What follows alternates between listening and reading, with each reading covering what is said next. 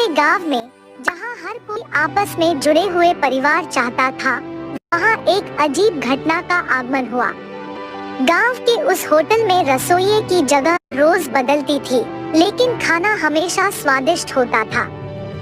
गांव के लोग भोजन के प्रति इतने वफादार थे कि जब भी कोई किसी समारोह या कार्यक्रम के लिए खाना बनाता था, तो वे सभी इस विश्वास के साथ खुदरा देते थे कि यदि उस होटल का रसोइया खाना पकाएगा, तो यह लोगों के अत्यधिक आकर्षण का कारण होगा।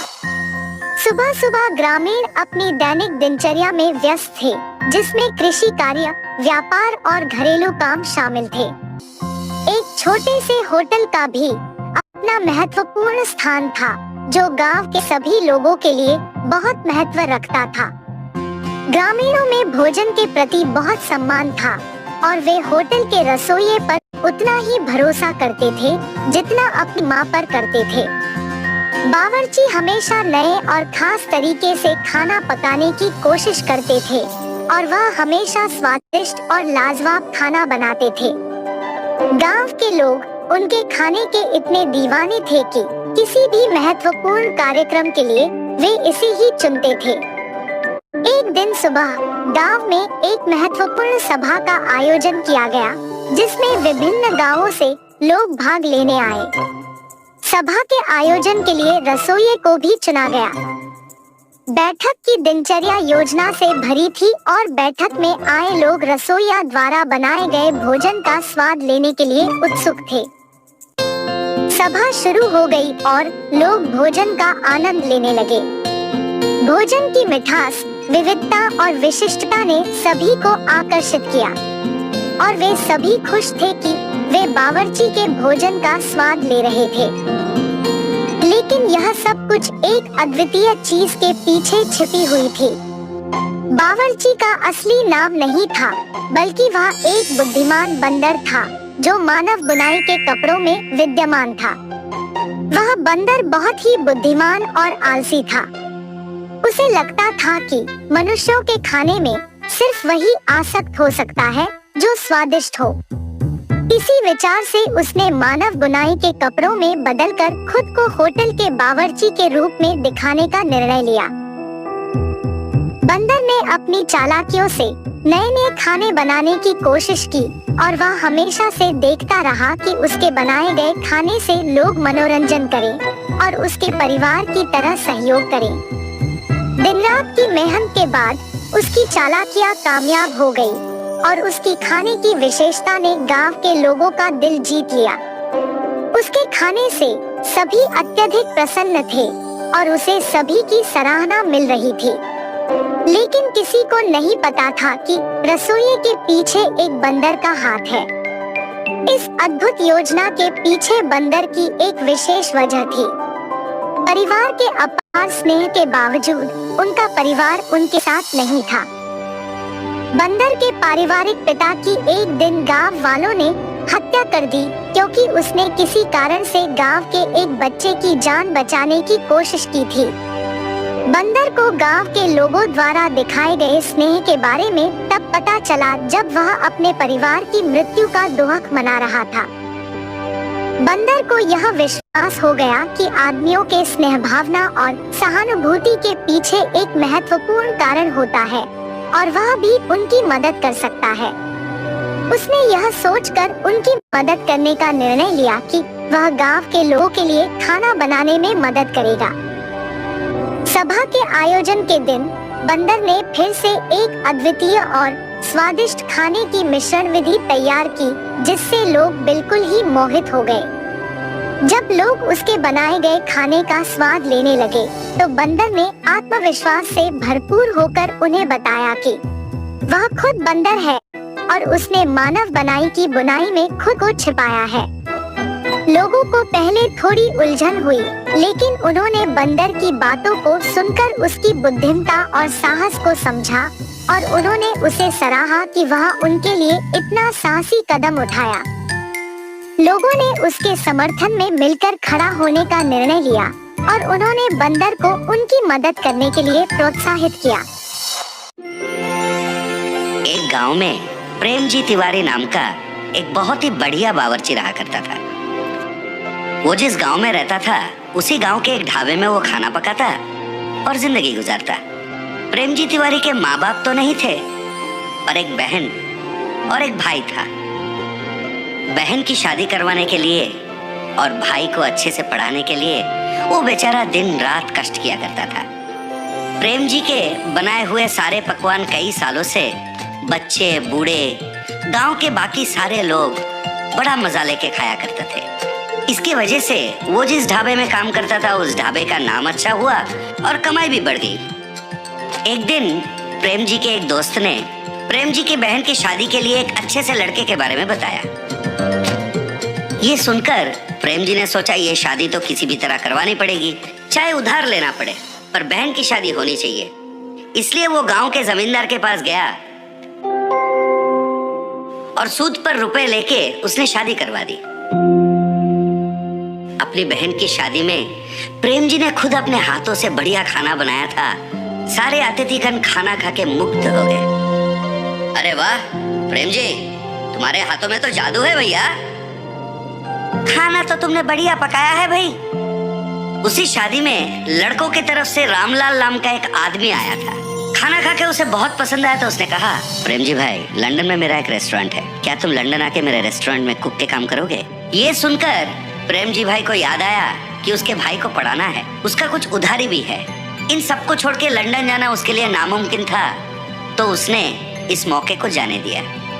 दिन गुजरने लगे, उधार का भार बढ़ने लगा और पूरी तनख्वाह तो ब्याज भरने में निकल जाती थी। भाई को पढ़ाने के पैसे कम पड़ने लगे, घर चलाने में भी दिक्कत होने लगा। तो प्रेम जी भाई इन बातों को लेके मन कचोट के रह जाते थे। इस तरह महीने बीतने लगे, पर प्रेम जी भाई का आमदनी नहीं बढ़ रहा था। फिर एक दिन प्रेम जी भाई उदास बैठ के उपाय के बारे में सोच रहे थे। उसे लंदन से आए हुए रामलाल के बातें याद आए। अरे उसने तो मुझे रेस्टोरेंट में काम करने का मौका दिया था, ये बात मैं कैसे भूल गया। ये सोचकर वो रामलाल से मिलने चला। अरे प्रेम जी, आप इस तरफ। आपने तो उस दिन कहा था ना कि लंदन में आपके रेस्टोरेंट में कुक की नौकरी मुझे देने को तैयार है। अभी भी क्या वो नौकरी मुझे देंगे? अरे वाह, बढ़िया है, आखिर आपने मेरी बात मान ही ली। जरूर मौका मिलेगा। मैं एक हफ्ते में वहाँ जा रहा हूँ। मेरा बेटा आपके लंदन आने तक के सारे इंतजाम खुद देखेगा, ठीक है? फिर जब रामलाल वापस लंदन चले गए थे, रामलाल के बेटे ने प्रेम जी का लंदन जाने तक का पूरा इंतजाम 1 महीने के अंदर कर दिया। प्रेम जी ने उससे कहा, बहुत बहुत धन्यवाद बेटा, आप बिल्कुल चिंता मत कीजिए, यहाँ हम सब हैं ना। आप आराम से लंदन जाइए, वहाँ अच्छे से पैसे कमाइए और अपनी पूरी उधारी चुका लीजिए। अपने भाई को अच्छे से पढ़ाइए। अगले 10 दिन में लंदन जाने की आपकी फ्लाइट है। इस तरह उसने प्रेम जी को समझाया और उसे लंदन भेज दिया। प्रेम जी लंदन में स्थित रामलाल के इंडियन रेस्टोरेंट में अपना रसोइये का काम शुरू कर दिया। उसके खाना पकाने के तरीके, सब्जियों को काटने के तरीके, खाने को प्लेटिंग के वक्त गार्निश करने के तरीके, और सबसे बढ़िया बात यह थी, जब उसका खाना पकता था पूरा रेस्टोरेंट खुशबूदार हो जाता। वो मन लगा के लजीज खाने बनाता रहा और कस्टमर खुश होते रहे। खाने से खुश होकर लोग उसे काफी पैसे टिप में देते थे। इससे प्रेम जी खुश होकर और बढ़िया पकवान बनाने लगा। इधर महीने का तनख्वाह मिलता था और टिप की ऊपरी पैसे होने के कारण उसका आमदनी बढ़ गया। और जितने भी पैसे वो कमाता था पूरे पैसे वो इंडिया भेज देता। फिर रामलाल के बेटे से बात करता और उनसे कहता कि उन पैसों से उसकी उधारी चुका दे और उसके भाई को बढ़िया सा कॉलेज वगैरह में भर्ती करके पढ़ाए। इस तरह 6 महीने बीत गए।